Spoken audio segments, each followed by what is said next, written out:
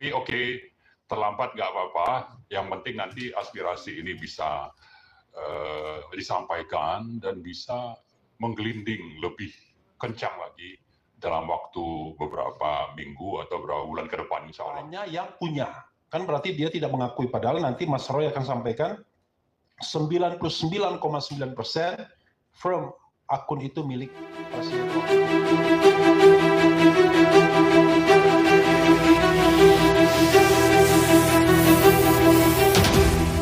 Assalamualaikum warahmatullahi wabarakatuh. Selamat sore dan salam sejahtera untuk kita semua. Alhamdulillahirrahmanirrahim. Allahumma sholli ala Sayyidina Muhammad. Pertama-tama terima kasih banyak kepada Pak Tamzil yang akhirnya kita bisa diterima hari ini untuk menyampaikan aspirasi terutama setelah sekian lama. Harapannya sih belum pelantikan presiden, Pak. Tapi oke, terlambat nggak apa-apa. Yang penting nanti aspirasi ini bisa disampaikan dan bisa menggelinding lebih kencang lagi dalam waktu beberapa minggu atau beberapa bulan ke depan, insya Allah. Nah, jadi kami menyebut kelompok atau perkumpulan dari berbagai elemen masyarakat, ada aktivis, akademisi, ketua-ketua ormas dan sebagainya dalam barisan rakyat untuk kedaulatan dan kemandirian bangsa, disingkat Barakemang. Nih, baru itu waktu itu ada serangan aparat atau preman ya ke Grand Kemang di Jakarta Selatan, Pak. Jadi kayaknya Bang Refli yang memberi nama ini terinspirasi dari serangan itu, Pak. Oke, jadi intinya sebetulnya kami menyampaikan paling utama itu terkait dengan masalah Fufu Fafa.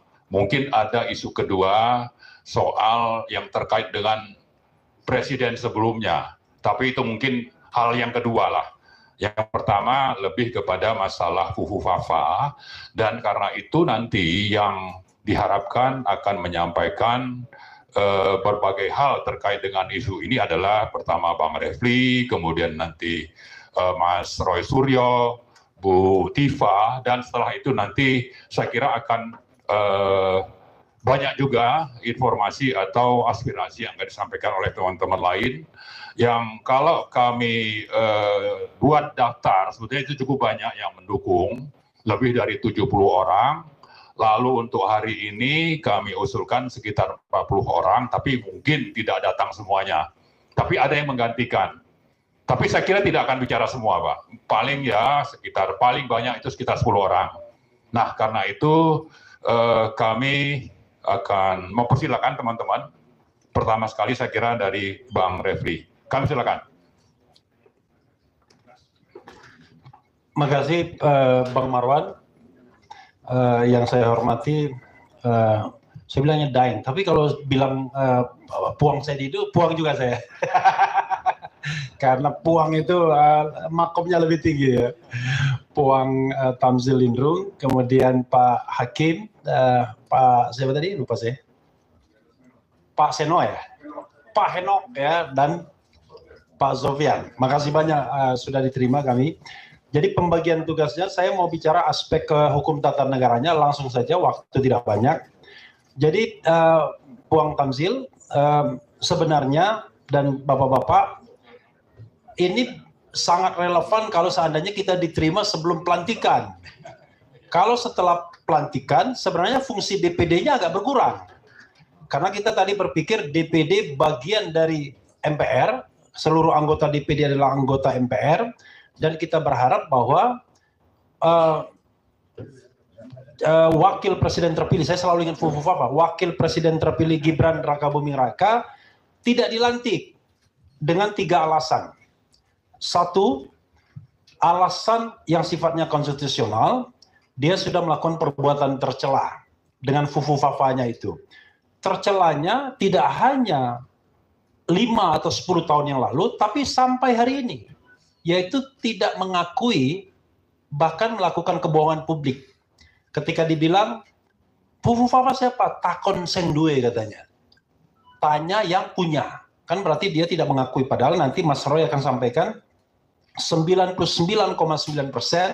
firm akun itu milik wakil presiden terpilih. Karena itu dia sudah memenuhi kualifikasi melakukan perbuatan tercela.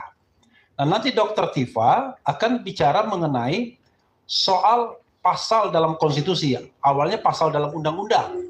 Undang-undang nomor 7 2017 pasal 169, yaitu soal kemampuan jasmani dan rohani untuk memimpin, menjadi presiden dan atau wakil presiden. Nanti Dr. Tifa akan mengatakan soal yang terkait dengan kemungkinan ada mental illness atau penyakit-penyakit rohani yang bisa dikualifikasikan sebagai hal yang memenuhi syarat untuk di-impeach. Kita tidak bicara lagi tidak dilantik, karena udah lewat tuh barang. Tapi untuk di-impeach, walaupun kita paham betul, DPD tunggunya di akhir, bukan di depan. Tapi kan ada teman DPD kan, teman sebelah DPR kan, bisa senggol-senggol sedikit. Berikutnya adalah Dr. Tifa juga, atau mungkin Mas Roy Suryo, itu akan cerita selain akun Fufu Fafa itu firm milik Gibran Raka Buming Raka, akan menyatakan mungkin ada permasalahan dengan keterpenuhan ijazah. Kita tahu bahwa sekurang-kurangnya berijazah SMA, ya, tamat sekolah menengah atas. Tapi ada indikasi Fufu Fafa ini nggak jelas, tamat atau enggak. Kemarin juga nggak jelas juga. Tapi kan pas bapaknya nggak jelas juga. Tapi kan pasukan bapaknya banyak ini. Di DPD pun banyak ya pasukan bapaknya, ya kan? Karena itu 5 tahun safe dia. Tapi kalau bisa dibuktikan bahwa ijazahnya pun palsu, maka kita harus tinjau segala fasilitas sebagai mantan presiden. Ini kan konsekuensi ketatanegaranya. Ini aja singkatnya. Kalau kita menggunakan pasal konstitusi, sekarang kita tidak lagi menggunakan pasal undang-undang nomor 7 2017, tapi pasal konstitusi, maka setidaknya dalam pandangan hukum tata negara saya, dan insya Allah teman-teman juga, bahwa Gibran Raka Buming Raka memenuhi kualifikasi untuk di-impeach karena persyaratan SMA, ijazah SMA, persyaratan kemampuan secara rohani, dan persyaratan karena sudah melakukan perbuatan tercela. Jadi 3 hal tersebut relevan untuk disampaikan. Itu yang bisa saya sampaikan karena harus berbagi. Dan terakhir saya mengeluh. Susah sekali masuk gedung DPD ini. Tidak seperti 5-10 tahun yang lalu. Makin lama gedung ini makin eksklusif, makin susah dijangkau, makin parah. Makanya kemudian DPR juga. Dan ternyata DPD tidak diakui di depan sama Satpam.